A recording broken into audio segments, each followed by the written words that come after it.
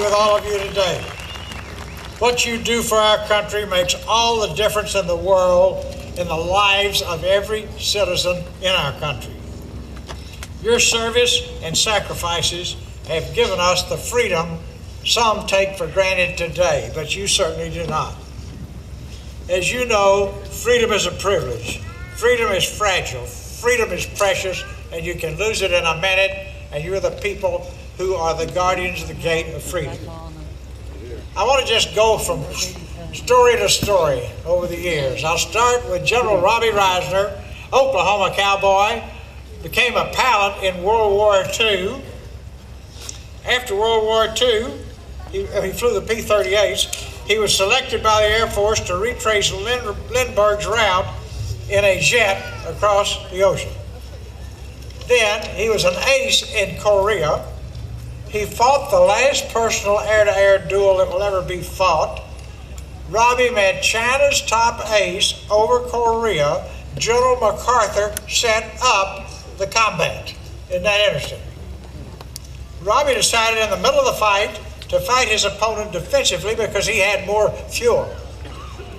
As China's ace had to go back over the Yalu River, Robbie decided that instead of shooting him down there, he would follow him down to his base and shoot him down in front of his own troops.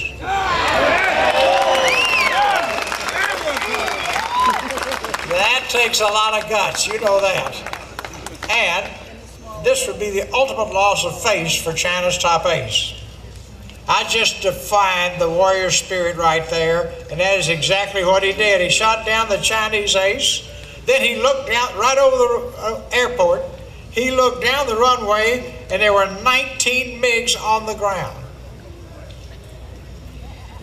He did a giant 360, showboating, and then came down supersonic and got 14 in one pass.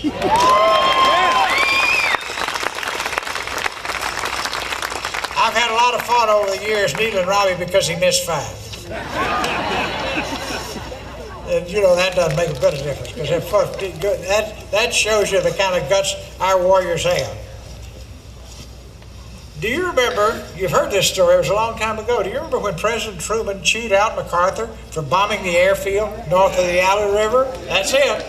Those are the details, and there's not one black mark on Robbie's record. MacArthur took all the heat. Then the next war, he went to Vietnam. Time magazine put his picture on the cover. America's top ace in Vietnam. 90 days later, Robbie was hit by a SAM missile. And the most important thing in the world to Robbie is that you understand, another pilot didn't get him, a missile got him. Okay, we got that clear.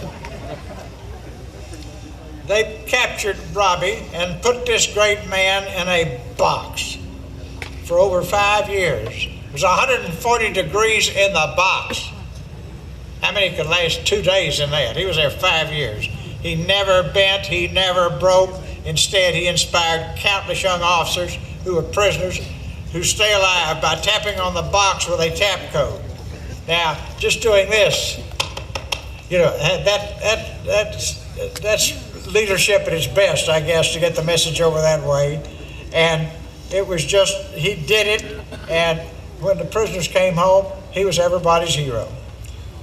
Now, after 5 years in the box at 140 degrees, they decided to take him out of the box. It took him a few weeks to regain his ability to walk and talk.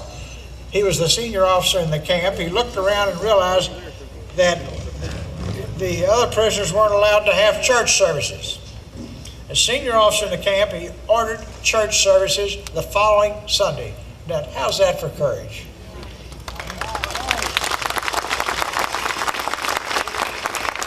As they were preparing, the POW says, we don't have any hymnals. Robbie said, find some paper and write them out. Now, the only paper they had was toilet paper, and they wrote them out on toilet paper. They were singing Onward Christian Soldiers in the chapel service, and the Vietnamese stormed down. Now, when you can't go to church, you take every risk, including risking your life, to practice your beliefs. Those religious beliefs kept him alive and talked to any man who made it through this ordeal. The Vietnamese came in, they grabbed Robbie, they dragged him back to the box.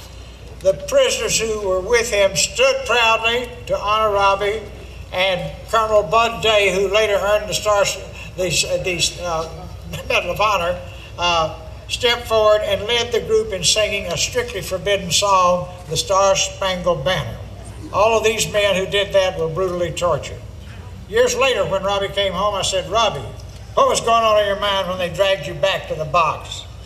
He looked me right in the eye. I thought he was going to tell me a poignant story. He looked me right in the eye. His eyes were twinkling, and he slammed his fist into the other hand and says, "Perot, with those guys singing the Star-Spangled Banner, I was 9 feet tall. I could have gone bear hunting with a stick."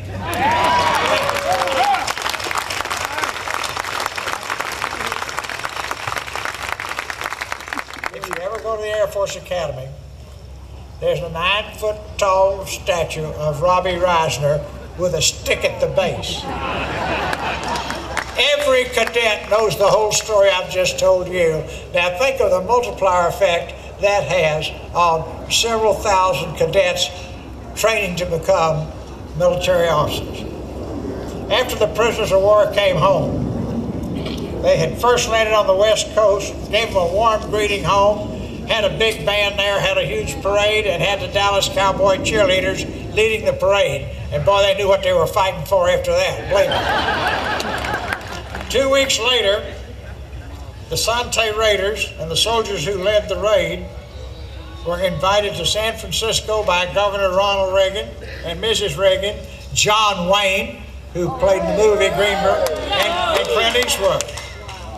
Now, but then I was asked to put the whole thing together, and as you looked around, San Francisco was an anti-war town. They never had parades, and on and on and on and on.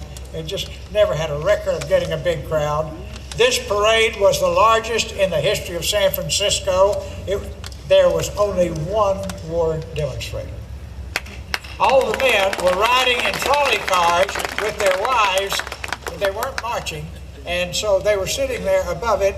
And this idiot was going up and down, yelling and screaming, making a monkey out of himself. There was an old man wearing an overcoat because it was still pretty cold up there. And he was eating a hamburger with both hands, just watching all this go by. And finally, the crazy guy that was yelling and screaming came by. He reached in his pocket, pulled out a Coca-Cola bottle that nobody knew he had, knocked him out. And I cannot even begin to duplicate the cheer that came. Wah! That came from all of the Sante Raiders.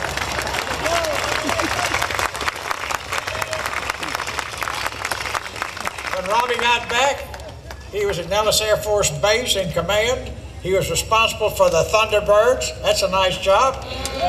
One of his first priorities was to bring Nguyen Quoc Dat home, the South Vietnamese fighter pilot who was imprisoned with our men, who the Vietnamese had used as a servant to embarrass him and made him do all the dirty work in the prison.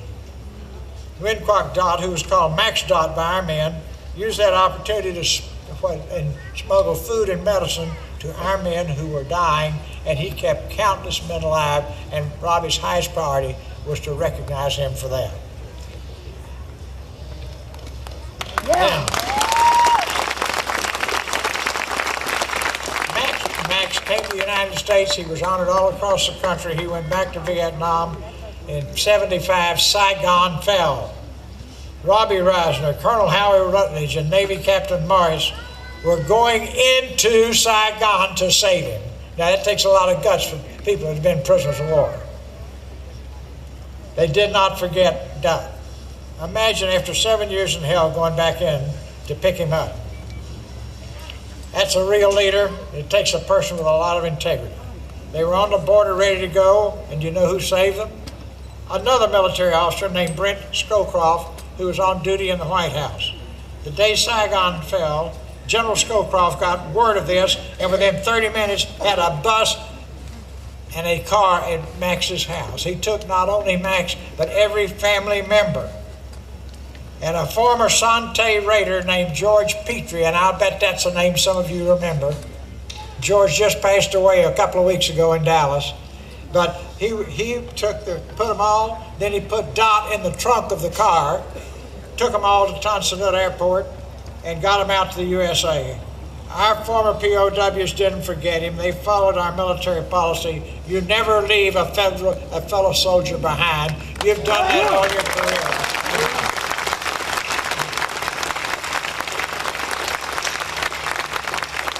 Another favorite story of mine is of Sergeant David Campbell. It's a very different story. It shows the warmth, the caring, and the commitment that comes with your leadership. He was dying at the end of the Persian Gulf War. Navy Commander Wallace was his doctor. His wife called me at home because my wife grew up in Greensburg, so she knew I'd worked with us. She called me and told me the whole problem and told me that Commander Wallace was his doctor. She knew all about it, and she said that's why she knew so much, and then she gave me his number. I called him, and he said, I can't save him, but the right team of specialists could. Now, this gives me great pride in our armed forces when I tell you this story. The leading trauma doctor in the United States was consulted by the command center in the Pentagon. He says, the good news is there are 3 geniuses called up in the reserves. They're in the Persian Gulf. I don't know what branch of the service they're in. Hear their names, find them, get them all in the room, and they'll save him.